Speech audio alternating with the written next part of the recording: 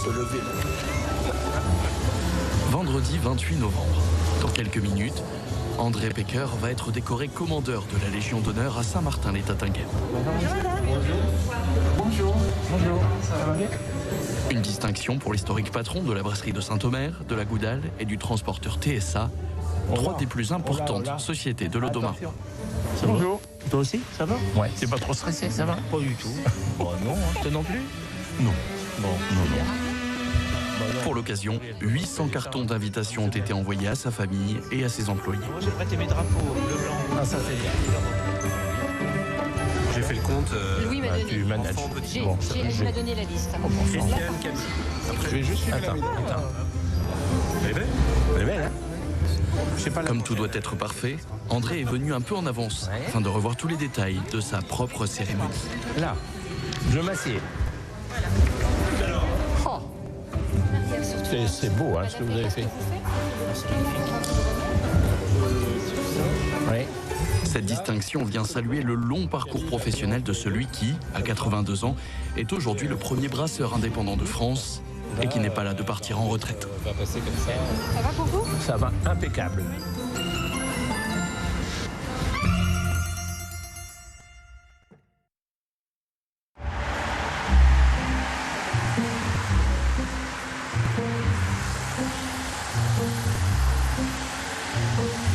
À la tête de deux des plus grandes brasseries françaises et d'une société de transport, André Pecker est un patron qui reste proche de ses salariés. Comment tu vas? Bonjour, Monsieur Baker, ça va et vous? T'es pas revenu me voir? Non, mais je suis en train de régler d'autres problèmes. Sinon, viens me voir, hein, Ah, ok, merci. parce que je pense souvent à toi. D'accord. Tu vas bien? Tu tiens la forme? Ça va et vous? Ça va bien. Il arpente régulièrement les lignes de production à l'affût du moindre problème. Les petits problèmes, ils sont là, mais il faut les arranger tout de suite, parce que si on les laisse freiner, c'est comme ça qu'on se casse les figures. Donc il faut être efficace. L'homme dirige une entreprise qu'il n'a cessé de moderniser. Là, vous voyez, les palettes sont donc embouteillées là. On les filme avec une housse pour que les bouteilles restent propres et tiennent bien. Et quand il y a 4 palettes, le chariot élévateur va les prendre en une seule fois. Il y a encore 7-8 ans, on faisait ça à la main. C'est-à-dire qu'on enfilait à 2 personnes la housse. Et puis avec un chalumeau, on la brûlait pour la rétracter.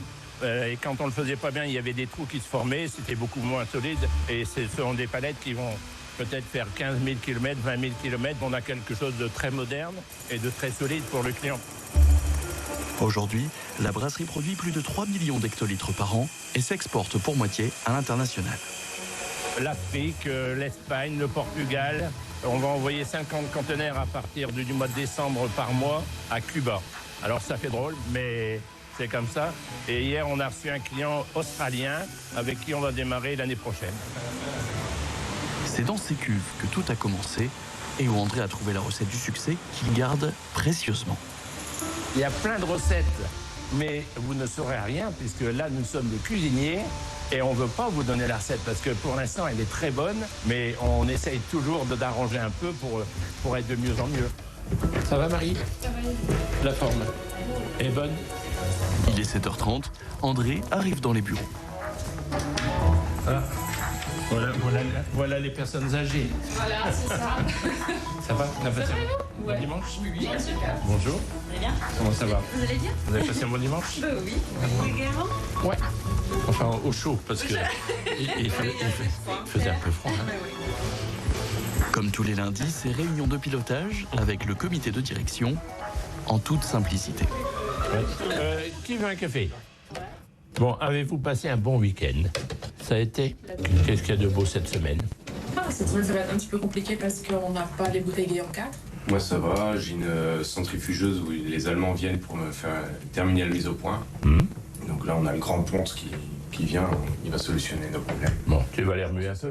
Bah ouais. On parle de tout, des problèmes de la semaine, ce qui s'est passé la semaine dernière, mais sans ordre du jour. Ça arrive comme ça, quoi, et je crois que c'est ce qui est sympathique. On n'est pas une grosse boîte, hein, maintenant on est tout de même 800 personnes, mais on manage ça comme une petite boutique où on peut se parler, c'est ensemble qu'on discute, et je crois que c'est ce qui fait notre force, à mon avis. J'avais une unité de production le 10. Et les réunions se terminent toujours de la même façon. Bon, c'est pas tout, hein. Qu'est-ce qu'on dit habituellement le lundi? Cassez-vous, casse-toi. Mais tout ça est dit avec beaucoup d'amour.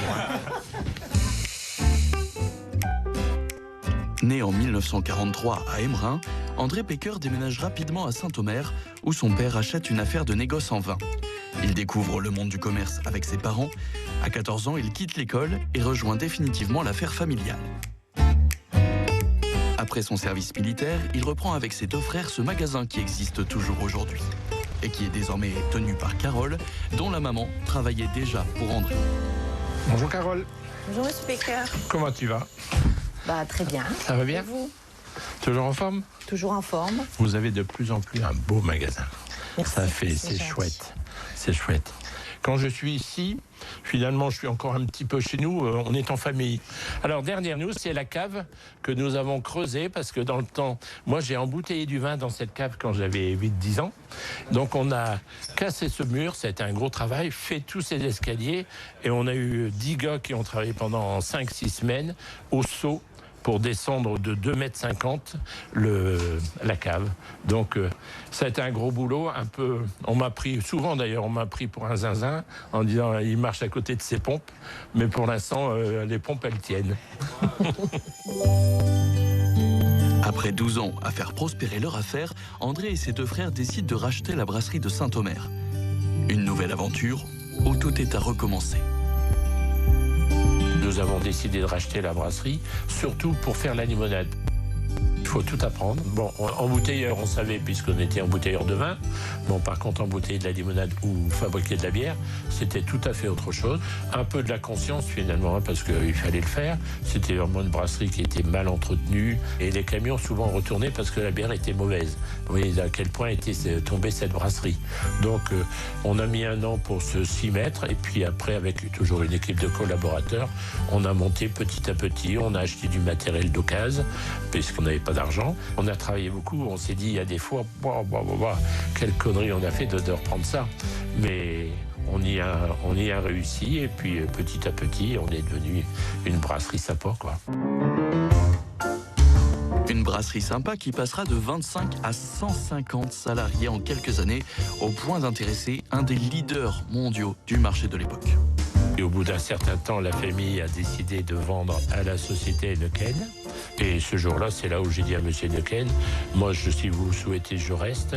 Si un jour vous étiez vendeur de la brasserie, je suis acheteur. Le groupe Saint-Arnoux a créé la surprise hier en annonçant son rachat par Heineken. GSA emploie 1200 personnes, essentiellement dans l'Aude-Marois, la Bretagne et le Bordelais, avec pour fleuron la brasserie de Saint-Omer. C'était pas du tout prévu que je vende, mais l'occasion appelle larron. Et avec la brasserie Heineken, je pense qu'on s'adosse à un groupe international.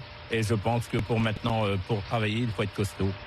Mais toujours avec une façon indépendante de gérer, c'est-à-dire notre façon.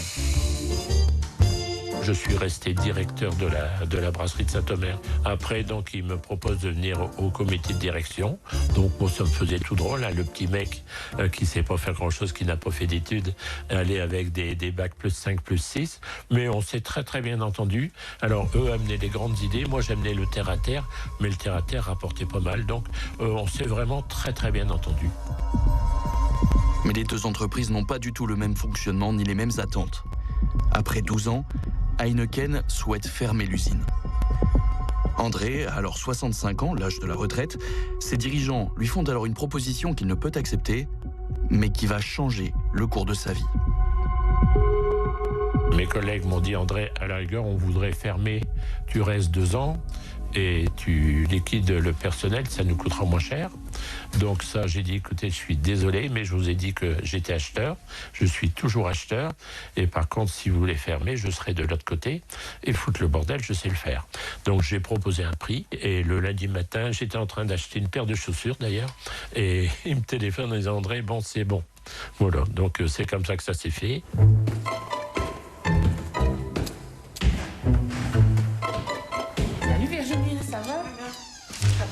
Je viens t'embêter 2 minutes avec le petit cadeau qu'on prépare pour André.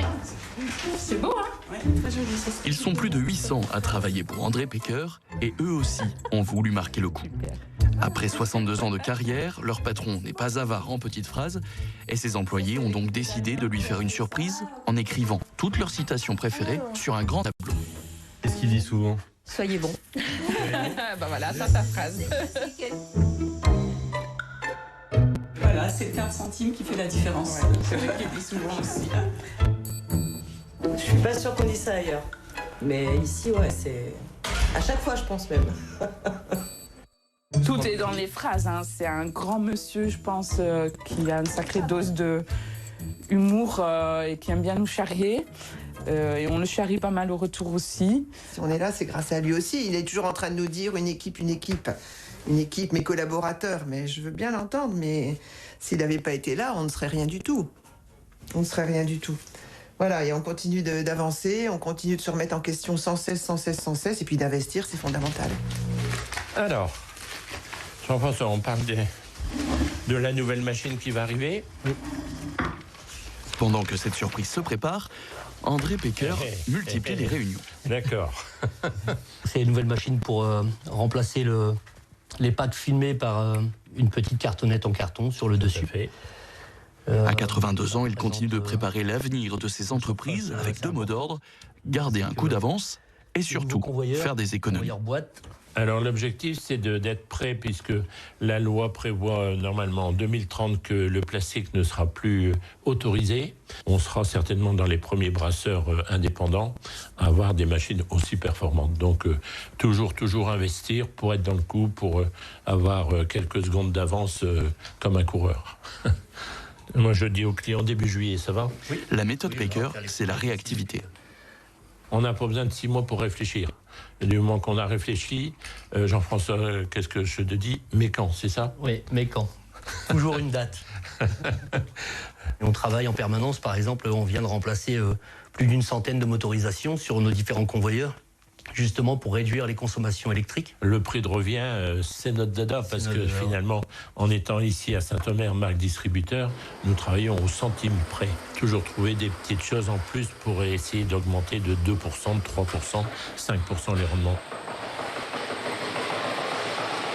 André Pecker cherche donc une maîtrise des coûts, mais aussi de toutes les étapes qui composent la production de ces bières. Et pour cela, il crée en 1999 sa propre société de transport, TSA. TSA, c'est Transport Saint-Arnoux. C'était une petite société, pas beaucoup, 3-4 camions. Et puis on a agrandi petit à petit. On a travaillé un peu pour la brasserie, bien sûr, au départ. Ça nous a aidés. Puis TSA est devenu, après, un transporteur normal, comme tous les transporteurs. On amène un service au point de vue qualité, au point de vue dynamisme. Si vous nous posez une question, vous n'aurez pas une réponse dans 8 jours, vous aurez une réponse le lendemain ou le surlendemain. On peut décider. L'avantage d'être patron, c'est que vous pouvez décider ce que vous voulez. Même des conneries, vous pouvez les décider. Le tout, c'est de ne pas en faire trop. Et la société de transport grandit. Elle passe en quelques années de 5 à 250 camions et 200 salariés.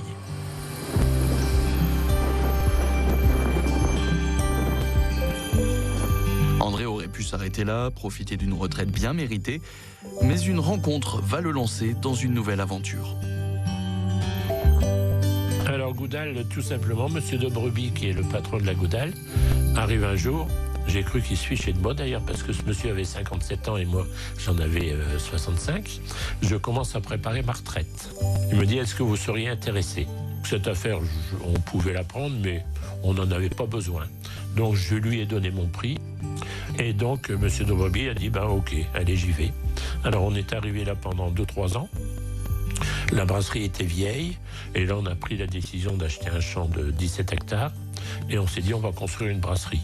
Et je crois qu'il y a, je sais pas combien de temps, 20 ans, 30 ans, qu'il n'y ait pas eu une brasserie de construite aussi importante. Et puis voilà, maintenant on peut faire 3 millions d'hectos à Goudal, bière de spécialité.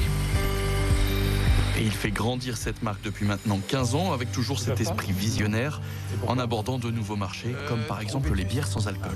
Ils s'engagent pas parce qu'en fait ils sont obligés de trouver. On ouvre les bouteilles? On ouvre les bouteilles. Dans le bureau de Monsieur Pecker, on s'est vu à moult et moult reprises pour déguster la version 1, la version 2, la version des dégustations, il y en a deux types. Hein. Il y a la type technique, où là, je peux passer du temps à essayer de décrypter par rapport aux concurrents.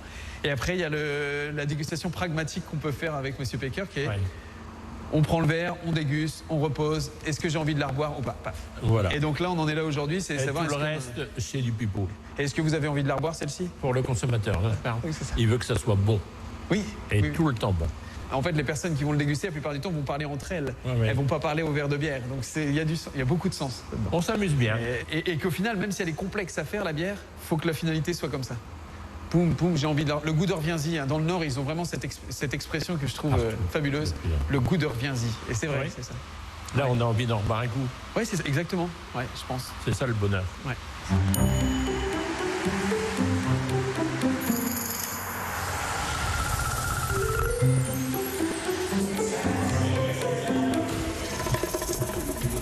Pendant ce temps, à la brasserie de Saint-Omer, les employés terminent de préparer la surprise pour leur patron.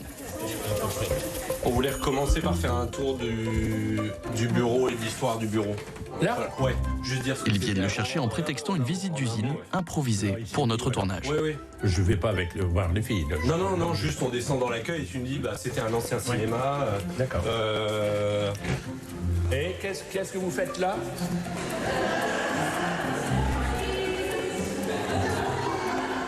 Aïe, aïe, aïe. Bon sang. Donc on ne voulait pas laisser passer ce moment sans rien faire. Vous connaissez un petit peu, hein, donc on s'est tous mis ensemble pour vous présenter quelque chose. C'est joli, hein? Vous aimez? C'est fait avec beaucoup de détails, ça me plaît. Je vous le retourne. Oh, ça c'est bien. Ça, donc, en fait, c'est toutes les petites phrases que vous nous dites tout le temps. Il faut en mettre un coup, c'est pas vrai. J'ai dit qu'il faut pas aller trop vite. Par contre, ce que j'aime bien, c'est prouve. Voilà. Et prouve. C'est qui? Ah, c'est bien. Et n'oubliez pas, ça, c'est bien de le noter. Ah, ça, je vais le mettre chez moi, ça. Ou bien au bureau, peut-être? Je sais pas. C'est à vous de voir, c'est pour vous. Voilà. Je peux vous embrasser? Avec grand plaisir. Par contre, je suis marié. Hein. Attention. Moi aussi. Merci. Merci. Merci à tous. Je vous embrasse pas tous. Hein. Je reviendrai tout à l'heure. C'est chouette. Ça me plaît. C'est du personnel. C'est pas des sous. Bon, n'oubliez pas que je suis là. Et je suis encore là pour longtemps. Je suis vieux, mais je vais pas vous foutre la paix. Bon, merci. Hein. Quel honneur. C'est donc le grand jour pour André Pecker. Avant de recevoir le grade de commandeur de la Légion d'honneur, le chef d'entreprise continue d'accueillir ses 800 invités. Bienvenue. Bonjour, merci d'être venu. Merci d'être venu. Bonjour. Oh, c'est tous ensemble qu'on a. C'est pour ça que je voulais que ça soit remis ici, parce que c'est nous qui partageons. C'est très bien fait, c'est gentil. Quand chacun gagne un petit sou. Entouré de sa famille, de ses amis et de ses salariés, plutôt que d'aller à l'Élysée pour être décoré par le président de la République, il organise cette cérémonie à quelques kilomètres de là où tout a commencé pour lui. Oh bon sang.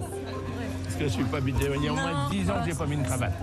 Allez, ça va bien se passer. Très content. C'est qu'un mauvais moment. Roger, ça va?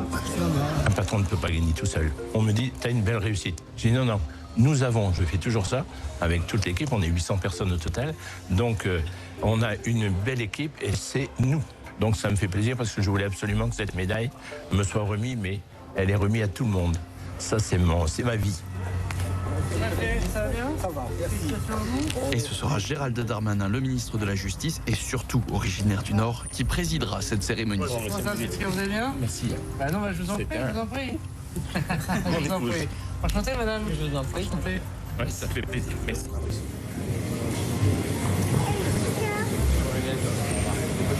Je me suis demandé pourquoi M. Pecker avait demandé à ce que je puisse venir un soir de novembre être le témoin de cette belle décoration devant vous aussi nombreux, chère famille, chère madame. Alors j'ai plusieurs hypothèses. Ayant dirigé les services de renseignement de notre pays, je me suis plongé dans ce que vous auriez pu savoir. Peut-être que moi, l'enfant du Nord, ayant convoité puis épousé une habitante du Pas-de-Calais, à Saint-Paul-sur-Ternoise, le papa pharmacien m'a dit, écoute, tu peux épouser ma fille, mais t'arrêtes la Jeanlin, tu bois de la Goudale. Bon. Je voudrais dire tout le bonheur et tout l'honneur que j'ai de pouvoir dire en effet quelques mots sur votre vie, votre incroyable vie qui a déjà été très largement récompensée par la République, l'Ordre national du mérite, chevalier de la Légion d'honneur, officier de la Légion d'honneur, et dire à quel point le président de la République a eu le raison de vous adresser ces félicitations républicaines en vous publiant au journal officiel cet insigne de commandeur de la Légion d'honneur. Puisque quand on a créé la Légion d'honneur, quand Napoléon a créé la Légion d'honneur, et après lui le général de Gaulle, l'Ordre national du mérite, mesdames, messieurs, on n'a pas voulu simplement donner des médailles. Sous l'Ancien Régime, sous le roi, il y avait beaucoup de décorations et Napoléon a décidé de les rassembler. Et il a divisé le quota en deux, depuis Napoléon, entre les militaires et les personnalités civiles. Les personnalités civiles méritent tout autant que les militaires. Ils servent leur pays différemment, mais ils la servent avec beaucoup de motivation. Les personnalités civiles doivent être distinguées selon leurs mérites éminents. Alors c'est une décoration républicaine qui est un symbole à aller plus haut et pas à récompenser les années précédentes. C'est d'ailleurs pour ça que Napoléon a gardé des titres, en revanche, d'ancien régime, de monarchie, chevalier, officier, commandeur, et puis demain, grand officier. Pourquoi? Parce que ça doit encourager celui qui va recevoir la médaille de regarder vers demain, de continuer à faire du bien, de continuer à créer des emplois, de continuer à investir chez nous, de ne jamais délocaliser, de jamais chercher que le profit, de pouvoir considérer que derrière chaque décision économique, il y a des femmes et des hommes qui subissent ou qui se réjouissent de patriotes comme vous, Monsieur Pecker, qui réinvestissez l'argent ici, dans votre outil de production, dans vos usines et bien sûr dans le capital humain magnifique que sont les femmes et les hommes qui travaillent pour vous.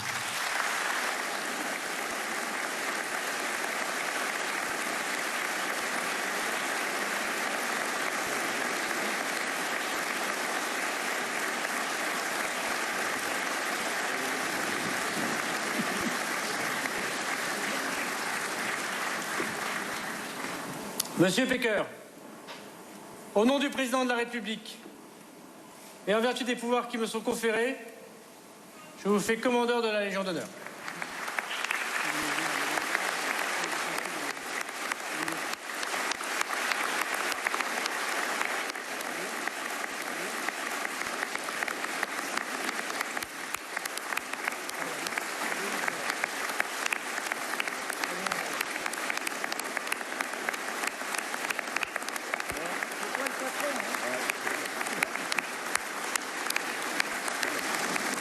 Je voulais dire merci à Christiane, parce que Christiane, elle n'est pas toujours belle avec moi, hein. Bien que je sois un type bien, mais mais je reconnais que je suis pas beaucoup à la maison. Alors pourquoi je continue à travailler? J'ai 82 ans. Ici, à TSA, à BSO et à Goudal, je suis le patron. Quand j'arrive à la maison, je suis plus le patron, je suis le boy. C'est pas vrai. Bon, j'enlève alors, j'enlève. Quelquefois, on me dit, pourquoi tu continues à travailler? Je crois qu'il ne faut pas se prendre au sérieux. Je crois qu'il faut beaucoup bosser. Moi, j'ai du plaisir avec les collaborateurs. C'est pour ça que je voulais absolument que ça soit fait ici, parce que ce que j'ai eu la chance de recevoir de Monsieur le ministre, c'est nous tous qui le recevons. Je veux vraiment le dire, puisque un patron ne réussit jamais seul. Et donc, c'est grâce à nous tous que nous gagnons. Et à chaque fois qu'on gagne un petit tas de sable, chacun fait un petit tas de sable. Et en fin d'année, le bulle arrive et on a un gros tas de sable. Donc, ça, c'est mon bonheur quand on peut distribuer. Un patron me dit, mais tu sais ce que ça va te coûter? Ben, je suis vieux, mais je suis encore un petit peu compté. Mais il me dit, t'as tort parce que tu devrais en profiter. Mais j'ai dit, vous n'avez rien compris du tout. C'est pas ça ma vie. Ma vie, c'est le partage, c'est la réussite avec nous tous et puis qu'on soit fiers de nous, quoi. Donc c'est là où c'est vraiment très agréable. Voilà, donc jamais de fierté, mais par contre de la passion et beaucoup d'amour pour nos collaborateurs, parce que c'est comme ça qu'on réussit. Et s'il n'y avait pas les collaborateurs, s'il y avait uniquement la finance, j'arrêterais de travailler, parce que ça ne m'intéresse plus. Là, ce qui est intéressant, c'est la rencontre. Bon, même aujourd'hui, si j'étais en retraite, ben, malheureusement, je n'aurais pas tout ce beau public. Je serais dans mon fauteuil à regarder la télévision, je deviendrais con. Donc, voilà, c'est mon bébé. Et puis, je suis un homme heureux. Et grâce à Christiane, je peux tenir le coup parce qu'il y a des jours où c'est pas facile, on rigole. Mais c'est une chic femme. Et en plus de ça, je vais te dire quelque chose. Je t'aime.